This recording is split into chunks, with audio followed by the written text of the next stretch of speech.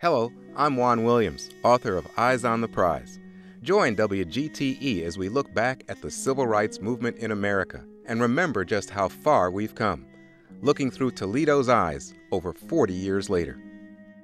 Civil unrest was the fact of life for all of the United States. Earlier in the year, my husband and I had gone to Watts to visit my brother and sister-in-law, and there had been some other friends who simply said, "Do you see that expressway? Get on it and get out of here, because the riot is going to start tonight."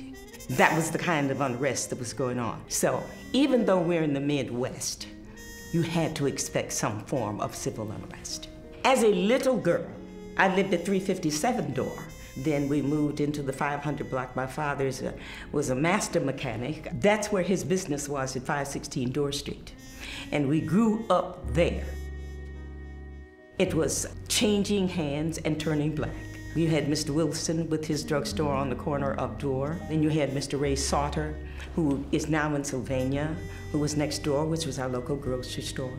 You had the Crown Cleaners, which was down further. You had black businesses of all kinds up and down Door Street. As far as the civil unrest is concerned, you should expect it. There is no question that blacks had been overlooked economically, educationally. There is no question about that.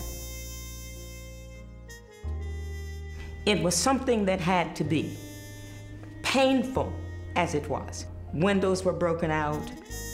There probably were sporadic fires of some sort in the evening. I don't recall kind of massive invasion that I saw in Los Angeles or in New York City. That did not happen in Toledo.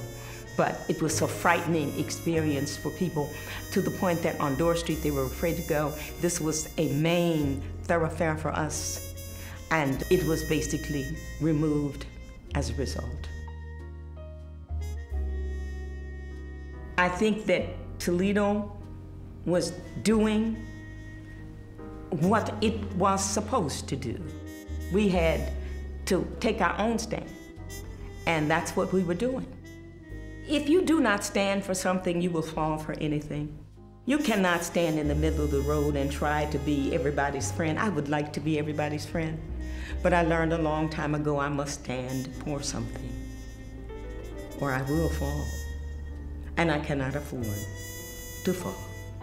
If you would like to learn more about the modern civil rights movement in America, join the American Experience as they present Eyes on the Prize, starting Monday, October 2nd at 9 p.m.